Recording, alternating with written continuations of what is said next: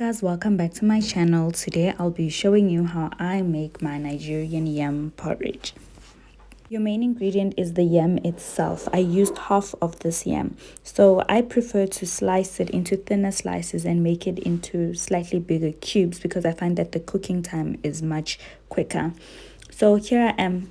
After I diced everything up, I'm just giving it a nice wash, and I have my roughly chopped onions and my red bell peppers. Here I have my red oil or my palm oil. I'm going to put a few drops of this so that it can cover the base of my pan once it's melted. Guys, if you're doing this in winter, you might need to microwave your oil just a little bit to get it more liquefied. On medium heat, you're going to wait for your oil to start smoking. Once it starts smoking, be careful guys, open your windows. This can be very choking. You're going to pour in your onions and then your red bell peppers. You're going to fry them until you see that your onions are ready. This is also the best time to start seasoning. So I'm going to use about 3 teaspoons of salt.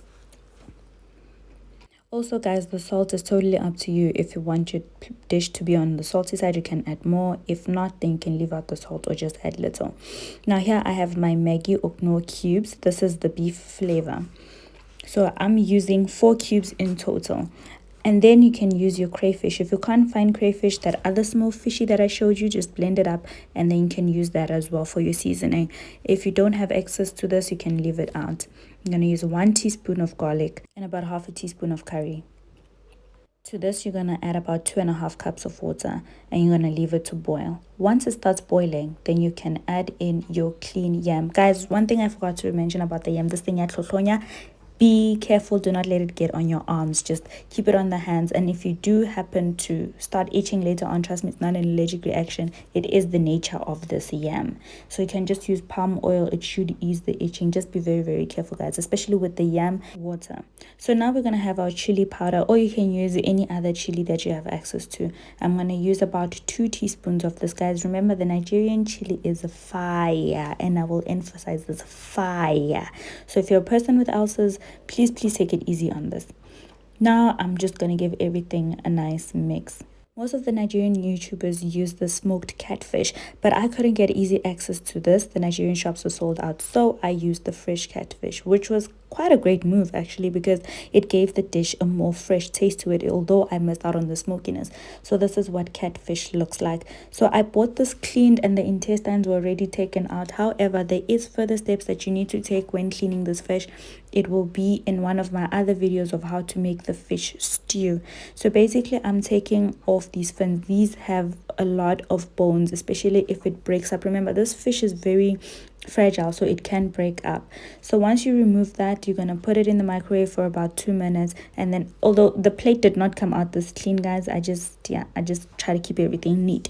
So now I'm just going to start shredding and removing the bones.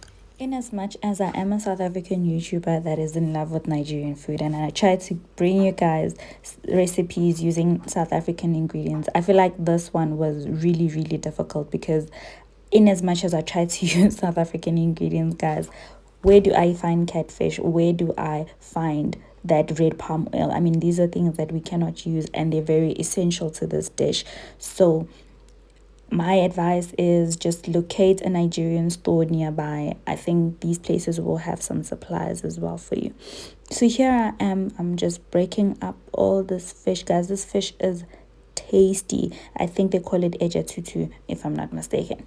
So now I'm just going to check up on my porridge and I see that it's coming along, and this is how it looks like when the water has already drained out and the yam is starting to thicken up. Now I'm gonna add some roughly cut spinach. Guys, you can make this very finely cut, it's up to you. And I'm also gonna add my fish. So this step is totally optional guys. I prefer to break it up because it is after all yam porridge, right? Then I'm going to put about a cup of water just to make sure that it doesn't burn before the spinach and the fish get to integrate, most especially the spinach. You know that your dish is ready once the spinach itself is ready. Thank you guys for watching. Please give it a try. Please give my videos a thumbs up. And I'm looking forward to seeing you guys in my next video. Thanks for all the love guys.